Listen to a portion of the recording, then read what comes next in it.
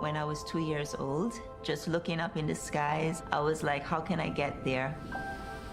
Being in the Caribbean, I didn't see how that was possible. So slowly I started letting that go. But the universe was really calling me. I want to be an astrobiologist, and that seemed like it was impossible. But ideas are very powerful. I was in the Olympic Games in 1972. I've always enjoyed being an adventurer. I was flying with my daughter, and there was an ad that popped up. Would you like to become an astronaut? Would you like to go to space? And I said yes. John is one of the most incredible people I've ever met. The fact that he's been following this company for 18 years just for this moment, I think that's very special. For some reason, I seem to attract myself to these experiences. But when I got diagnosed with Parkinson's, I thought, well, that's it. They're not going to accept me. The fact that I'm now going to space with Parkinson's is completely magical. Virgin Galactic is breaking down barriers for space travel and scientific research. From the regulatory side to the engineering side, it's amazing to see all of these pieces come together. The new space age means diversity, imagination, and adventure all will have a home in space. We've built a space line, and now it's time to go. This is revolutionary. My name is Anastasia Mears. My name is John Goodwin. Keisha Shaha. I'm the first person from Antigua to go to space. For me to go into space is hopefully inspirational to all people. It really does just connect everyone. This is for all of us. Space for all opportunity. We all need to get out of our comfort zone, try new things, to believe in ourselves. These are pre-space tiers. This is standard issue tiers, totally required to go into space. Welcome, everyone, and prepare yourself. There will definitely be pre-space tiers. Thank you for joining us on this momentous day as we bring you coverage of our first private astronaut commercial spaceflight, Galactic 2. I'm Sarisha Bandla. I run research operations and government affairs here at Virgin Galactic, and I had the privilege of becoming astronaut 004 on our Unity 22 test flight. We're coming to you live from our home at Spaceport America, set in the beautiful state of New Mexico here in the US. Days like today don't come around all too often. They're special days that mark moments where boundaries are broken and what we thought to be impossible is redefined. As you saw in the intro, the crew aboard our first private astronaut flight today are unique. They're history makers. They're not only achieving their own dreams, but they're also inspiring the entire world. On board, we have the first Olympian to go to space, the first astronauts from Antigua and Barbuda, the first mother-daughter duo to fly to space, and the youngest astronaut in history. And also, one of my personal favorites, this is the most women ever in a single space flight. And our mission is also majority female, which is huge given that less than 100 women have gone to space total in our history. The list goes on for this incredible crew, and I can't wait for you to get them to know them more on this show. But first, let me introduce you to my co-host, our Mission Insights Specialist, Jonathan Ritchie. For those of you who have joined us before, you know that our Mission Insights Specialist will give you live play-by-play updates direct from Mission Control. So thanks for joining us again, JR. Thanks, Sarisha. What a pleasure it is to be in the studio with you today. I can't wait to get into this flight and share it with all of our viewers across the world. It's an absolute pleasure to have you here in the studio. And thank you. Can you tap into that special power of yours and give us an update on our crew and our vehicles?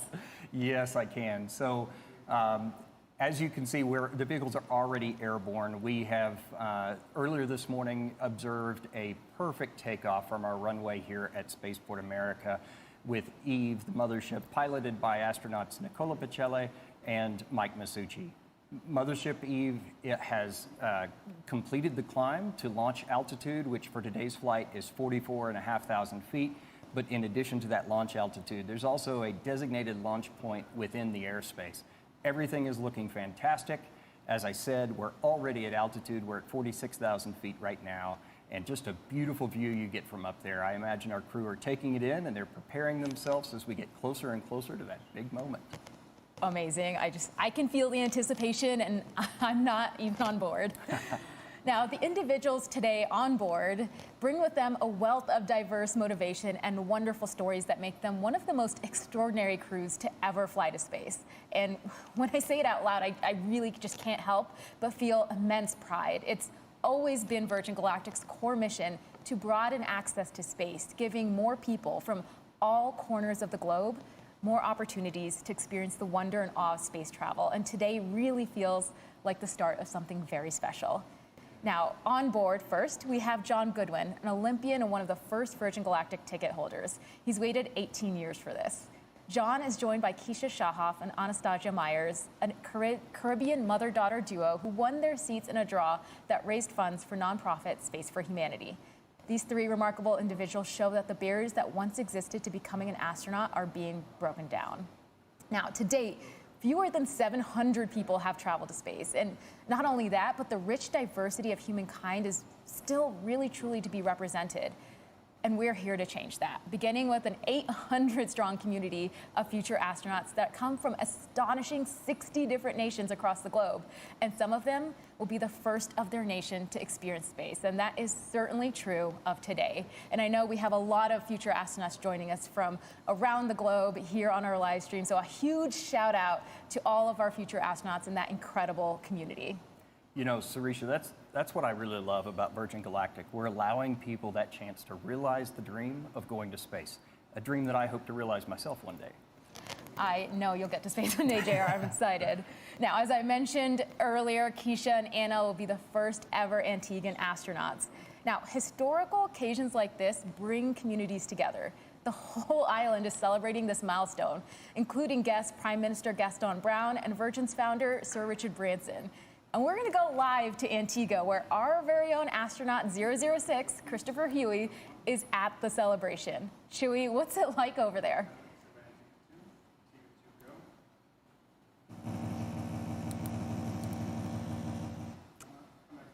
All right, it looks like we have a few technical difficulties, so we'll try to check in a little bit later. But I saw some of the celebration, honestly, a bit earlier, and it looked amazing. There was a huge crowd there supporting Anna and Keisha. We saw Chewie give a presentation about the flight to the crowd. It just looked like all of them were having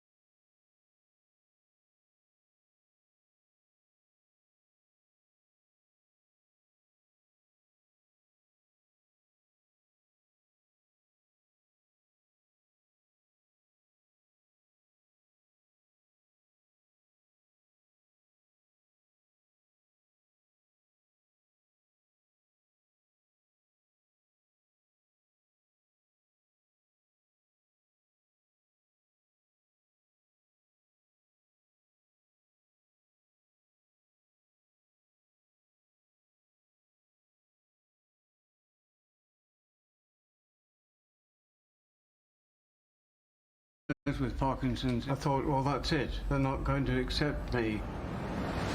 We're going to space despite the Parkinson's. This attitude of space for all is a wonderful thing.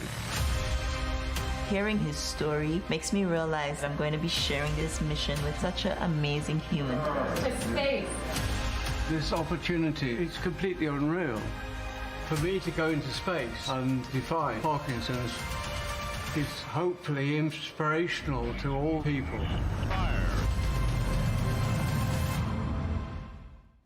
Now, John Goodwin's community in Stoke, England are watching together. And in New York City, friends are gathered at the Michael J. Fox Foundation for Parkinson's Research to watch as well. He's got a huge community supporting him, and he'll only be the second person diagnosed with Parkinson's to fly to space. Next up, we have Keisha Shahoff, astronaut 12.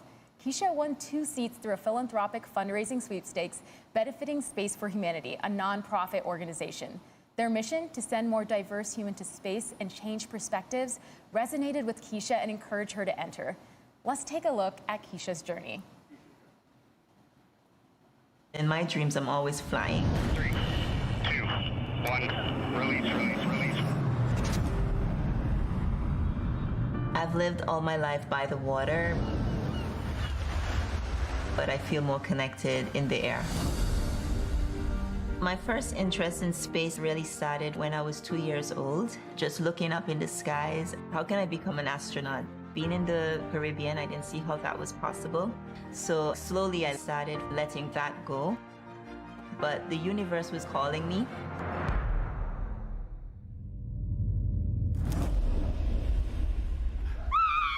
You're going to space! So you would be the first astronaut from Antigua, of course. Making history. You're making history. It's a very inclusive mission. My lifestyle is very much grounded. The same way that I live is how I educate and I help others in my coaching program. I hope to inspire people in this region to get beyond their limitations. When I was asked the question, I want 2 seats, who's coming with me? Anna looked over at me and she says, Mom, if anyone is going with you to space, it's going to be me. I feel like to be successful in this life, you have to be able to bend and stretch yourself. It's an adventure of humility and humanity. How can we come together to make this realistic for everyone? This is our mission. This is for all of us. Okay, Keisha's reaction to being told she's going to space just embodied an incredible amount of excitement. And to make Keisha's experience even more remarkable, she chose her youngest daughter, Anastasia Myers, astronaut 13, a college philosophy and physics student, to be her companion. Let's get to know Anna. Every time I look at the stars, it almost feels like I have a place in the universe. It reminds me that like everything happens for a reason. I've always been interested in any sort of science. I think it was in about grade 3 or grade 4 we started learning about astronomy. That made me so deeply interested in finding out what else is out there. I'm studying philosophy and physics in University of Aberdeen in Scotland. I want to be an astrobiologist. That thought seemed like it was so almost impossible. I do believe if she puts her mind on whatever it is she wants, I know she will achieve it.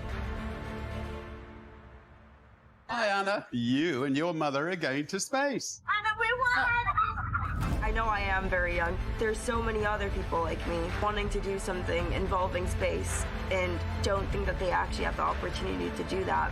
Virgin Galactic's mission is to expand this to civilians. Ideas are very powerful. We all need to get out of our comfort zone, to try new things, to believe in ourselves.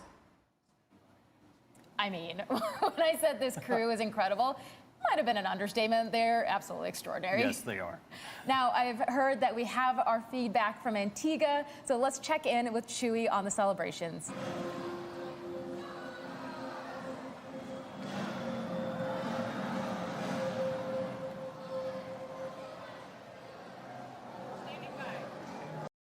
Make sure they know to bring the audio down.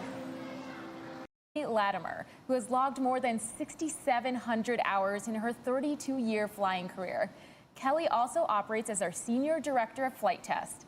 This will be Kelly's first space flight, and she'll become one of only a handful of women to pilot a commercial spacecraft. And joining the crew in the cabin is my fellow Unity 22 crewmate, Beth Moses. Beth is our chief astronaut instructor overseeing all the training and preparation of the Galactic 2 crew. Beth is flying with the crew to continue to evaluate the spaceflight experience for our future astronauts. Now, speaking of our future astronauts, JR, how are we looking? Well, we are about 4.5 minutes out from release. That's an estimate based on our expected time of arrival at the release point, and that gets closer and closer to being accurate as we get closer and closer to that release point. So at this point, 4.5 minutes out, that's a fairly accurate estimate. All right, you know, spaceflight is not just a trip to space. I know we're following our crew to their release altitude, but it's an experience that starts well before the rocket lights. And this crew has an amazing amount of supporters behind them. Their friends, families, and communities around the world they're inspiring. Let's take a look at some special messages sent in for this crew. Former NASA astronaut Ron Guerin here. I can't wait for you to hear 3, 2, 1, release, release, release. Keisha and Anastasia, good luck on their space trip. You truly are an inspiration. My heartfelt wishes for a safe and a meaningful space flight. Remember that you carry with you the dreams of so many others as you carry us all closer to the stars. Anastasia, now you are representing the University of Aberdeen in space. I'm just sending a message to all the students and the community that our dreams can come true. Congratulations to my cousin Keisha. I'm so happy you put the energy out there, and Virgin Galactic, you caught it. We knew you were born to fly. You're going to be inspiring a whole generation of young Antiguan and Barbudans. Hi, I'm Keisha. I miss you a lot. And I'm happy your dream came true. Good luck to the entire crew, and especially Anna. We're so happy for you. We're supporting you, and we're all here for you. This is just a huge historic moment. I'll be watching from here in Australia. Here in the UK. From Antigua. From Iceland. From Edinburgh. Godspeed. Bring me back a Mars bar. Now, as astronaut Ron Guerin said, at this point, we're getting close to our release point. So I'll turn it over to our Mission Insight specialist, Jonathan Ritchie, to take us through some of those final checks and talk us through what happens after release as well. Thank you, Sarisha. So at this point, the pilots are ensuring that the spaceship is in its launch configuration.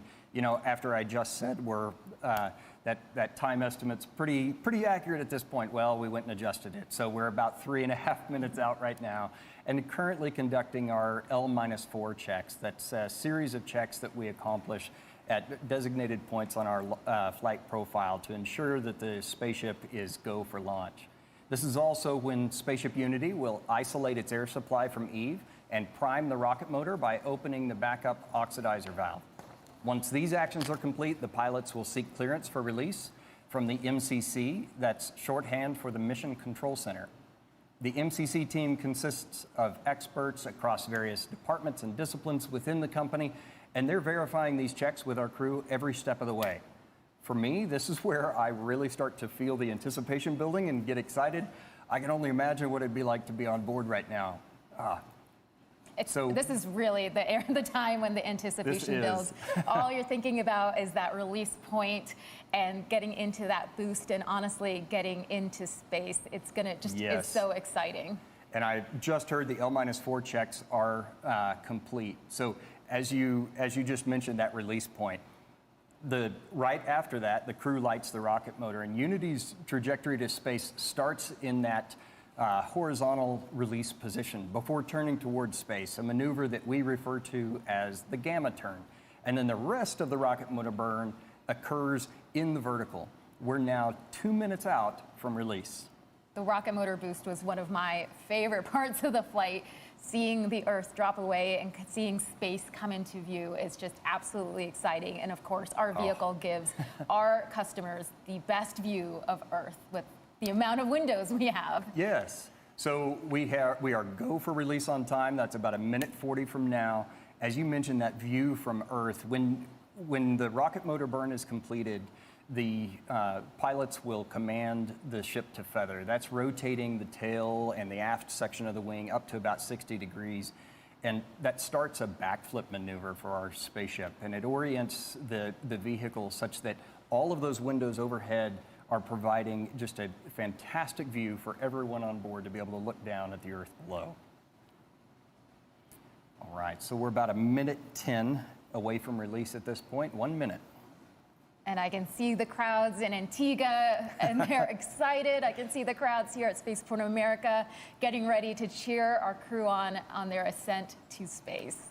So the last set of checks that will be done, we refer to as the L-30, or 30 seconds to release. And that's when the Spaceship Unity pilots ready and arm the launch pylon. And that allows, once we get to the designated point in our flight profile, for the mothership pilots to engage the release and set Unity free. We're now 30 seconds away from release. The very last preparation that the pilots in Spaceship do before release is they push that control stick all the way forward, ensuring that we have a perfect separation. We're 15 seconds.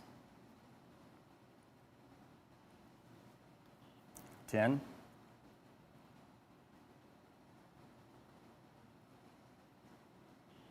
5, 3, 2, 1, release, release, release. Ignition, good control. There's Mach 1. The pilots have started trimming for that turn towards space. Trim is now set. There is max Q. That's the point of maximum pressure exerted on the vehicle by the atmosphere. Those on board are experiencing about 3 Gs right now and traveling over 1,000 miles an hour. That's incredible. I can imagine they're having quite a great time. We're at Mach 2. We're in the vertical, headed towards space. This is the part where they're seeing Earth move away and seeing space come into view and seeing that they're going to space, and just, it is an incredible feeling. So we've got about Mach 2.8, Mach 3 approximately, and rocket motor cutoff. Amazing. The crowds here are just absolutely going wild. I can't imagine what's happening in Antigua with them cheering them on. That's incredible. Awesome. Go Keisha, go Anna, go John. So everybody on board has been cleared to unstrap and enjoy that zero-G experience. The pilots have unlocked the feather. That's the preparation so that they can raise the feather here momentarily. They're engaging the RCS as well. The feather is now starting to move on its way up. Everyone's up out of their seats just it's incredible. They're all, I know, it's amazing. They're all going to the window and taking in this just absolutely incredible view of Earth, the planet where all of their experiences are held. Everything they've ever known is down below.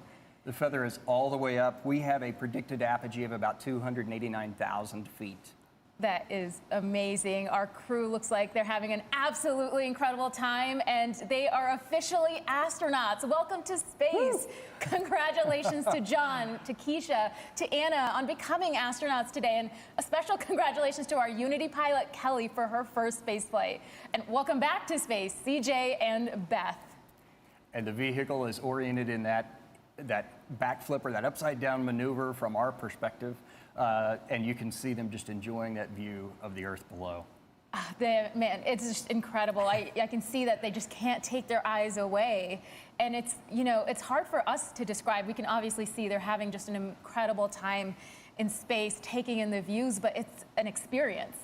It's the silence, it's the views, it's seeing our brilliant planet against the matte black of space. I can't imagine what, I can't imagine what they're going through right now, and I can't wait to hear about it. Yeah, well, we just achieved our apogee at 290,000 feet. That's 88.5 kilometers. Amazing. And apogee is actually a very unique part of our experience. It's when our vehicle begins that descent back down to Earth and everything stands still. It's just, and we take a moment in the cabin, silent and looking out as a crew, and It's beautiful. It's an experience I can only describe with these words, but one to be felt, really. Yes. So the pilots have initiated the motion to return the vehicle around, complete that backflip all the way around, and orient us for the re-entry. They've just made the return to seat call. They do that before we get to about 0.1 Gs. The pilots tell the passengers when to return to their seats, and then it's something that our training team has made very natural and intuitive, even though you're in that reduced G environment. Yeah, absolutely. During the days up leading to training, it's something that all of our crew practice. Our cabin is very purposefully designed to allow for our crew to get back into their seats. And even on re-entry, the amount of G's that you feel, but it's designed that anyone can do it, as we've seen today. And the views are going to be amazing on the way down, too. So when we talk about space travel, right, with the boost, everybody recognizes that as exciting and thrilling, but the re-entry is actually quite thrilling as well. And we have shock waves that form over the top of the vehicle. Right now, they're experiencing the max G on re-entry of about 3.5. We're supersonic, so if you're outside here at the Spaceport America, you should hear a double sonic boom as spaceship once again breaks the sound barrier on re-entry. We just passed subsonic. Amazing. And the crowds, again, are just cheering on our entire crew. They're going to be able to see the vehicle as it comes down to land, and our crew here are also going to be they're going to be able to see Spaceport America. They're going to be able to see see that their family and their friends are there cheering them on as they come back and return to Spaceport America. So we've passed below 60,000 feet. Once we get to about 53 to 55,000 feet, we'll command the feather down. That'll result in the nose of the spaceship dropping. And then once the feather is down and locked, which it's now moving, the crew will pull back on the stick and make a gentle return to level flight. I remember during the re-entry, I just could not stop looking out the window. The landscape of New Mexico is just very indicative of this planet. It's beautiful, and it's really just amplifies going to space, looking down on just the beautiful planet you've just left. And the feather is now down and locked. So the pilots are starting that gentle pull back to straight and level flight. Spaceship is now a glider, so it's all about balancing that potential and kinetic energy. If they want to go faster, they push the nose down, and if they want to go slower, they pull back and bring the nose up. It's absolutely incredible. G2 is a flight for the history books.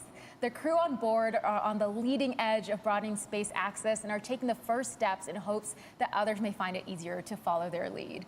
Now, Keisha and Anna have become astronauts today thanks to Space for Humanity, whose mission is to expand access to space for everyone. And to talk more about their mission and their purpose, we actually have a special guest in the studio, Space for Humanity's Executive Director, Rachel Lyons. Rachel, welcome to the studio. Thank you so much for having me, Sarisha. It's such an honor to be here. Oh my gosh, you must just be absolutely pumped. So before we talk about Keisha and Anna, I know we all want to, I wanted to ask, could you tell us about Space for Humanity's mission? Absolutely, yeah, and I am so excited. The team is so excited. It's such a dream come true to see this happening, to see Keisha and Anna and John going to space.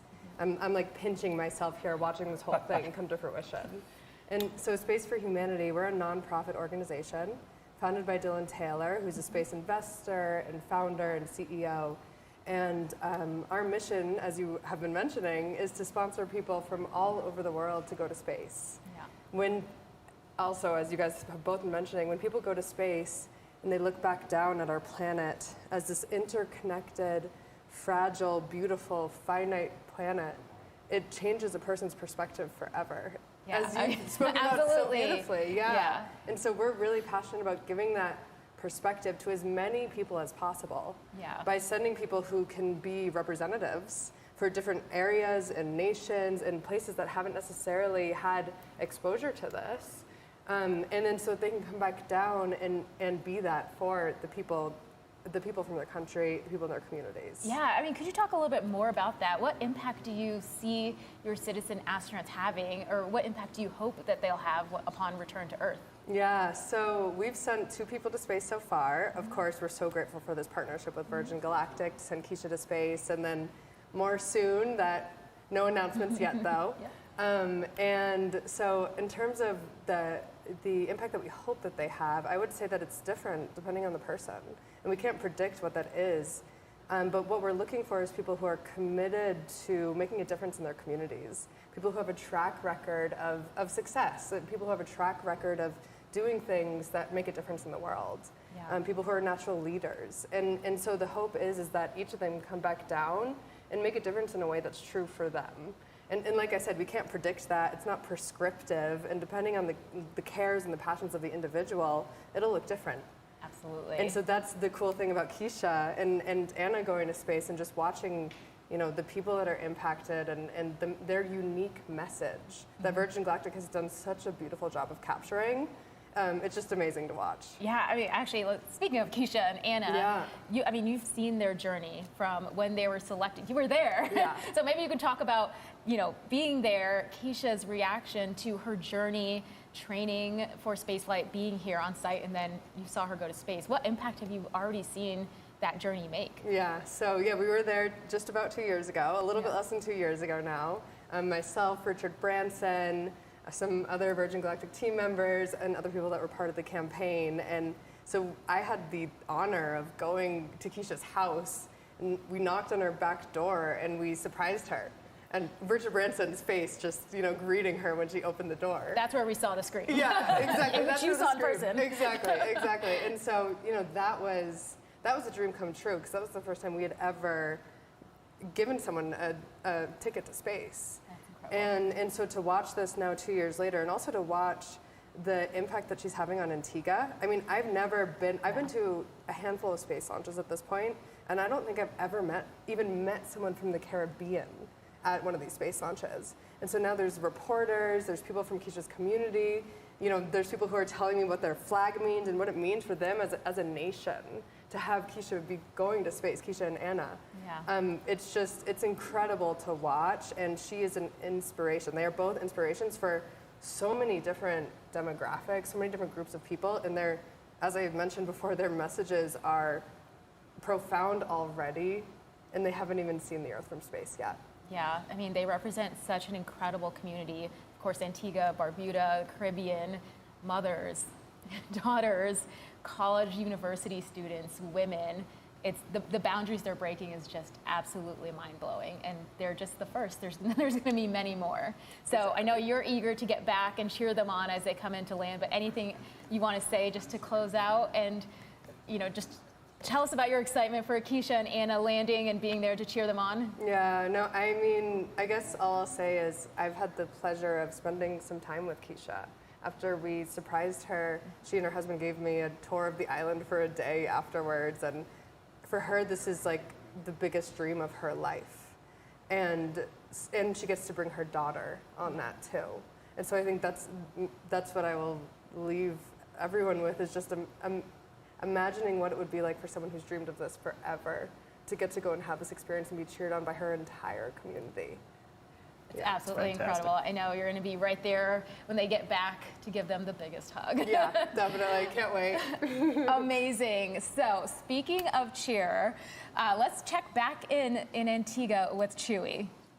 Access to space for everyone. And to talk more about their mission and their purpose, we actually have a special guest in the studio, Space for Humanity's Executive Director, Rachel Lyons. Rachel, welcome to the studio.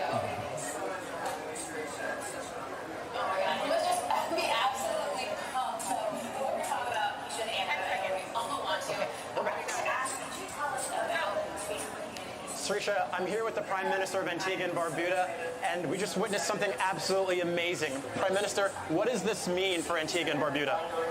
Well, it's the most significant event for the people of Antigua and Barbuda and the Caribbean. This is certainly a major achievement, and an achievement that will help to inspire great ambitions of the Antigua and Barbudan people. We're very proud of the courage and certainly the resilience of Keisha and her daughter. And we are just very happy. Thank you. As you can see, sorry. Thank you, Mr. Prime Minister. Sure. So sorry. 20 minutes past. We're good. 20 seconds goes fast. All right, we got it. Oh, amazing, amazing, amazing. The energy in Antigua is just incredible. I can feel the energy here at Spaceport is absolutely amazing as we welcome our crew back as they come in for landing. Now, let's take it over. JR, can you give us an update on their progress back to Earth? Yeah, I sure can. We're, at this point, just under 12,000 feet. Kelly was at the controls there for most of the glide. CJ has just resumed control of the flying the spaceship. So the approach checks are in work. They've planned to manage their energy management as you do with a glider, and now hitting those waypoints as they come in to runway 34 here at Spaceport America. So that's south to north on the runway. For those non-pilots tuning in, those numbers represent the first two numbers on the magnetic heading of your compass. So 34 is 340 degrees. So we're doing a turn to final right now, and that's a left turn so that CJ, the pilot, the commander in the ship, has a view of the runway. The landing gear is now down and locked.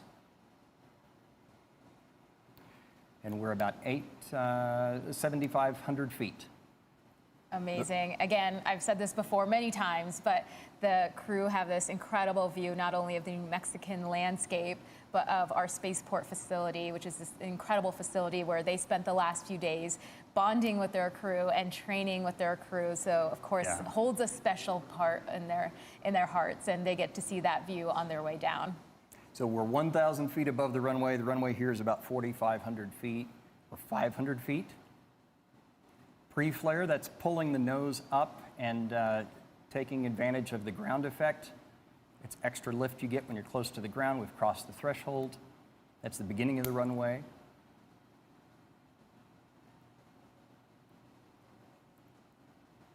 Beautiful. And touchdown of the main gear. Now CJ's going to hold the nose gear up for a little bit. That helps bleed off the energy that the spaceship has, using the air drag associated with that. Now I started to lower the nose.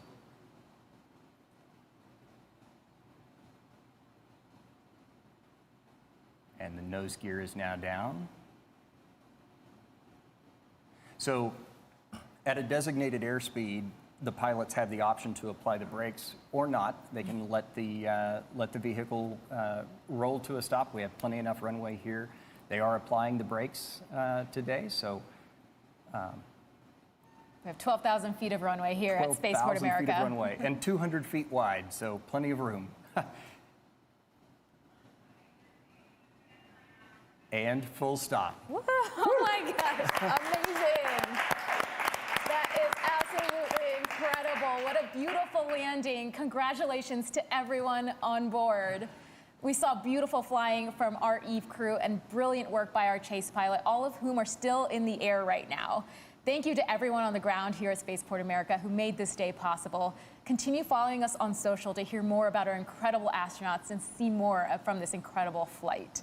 Now, we'll continue the celebration here as we wait the arrival of our other vehicles. Our astronauts are envoys of hope, curiosity, and progress. The more who are able to have that experience and go back to their respective diverse communities, the bigger effect it'll have on the next generation of dreamers for the care of our home planet and the people that inhabit it. G2 crew has demonstrated that the future of spaceflight is not only for pilots and engineers, but for artists, science, athletes, anyone that wants to embark on this journey. So wherever you are on planet Earth, we thank you for watching, and we'd love for you to join us on one of our upcoming future missions. Please join the celebration on social, or head over to our website to learn more about this mission and how you can embark on your own journey to space. Thanks, everyone. Thank you for joining us.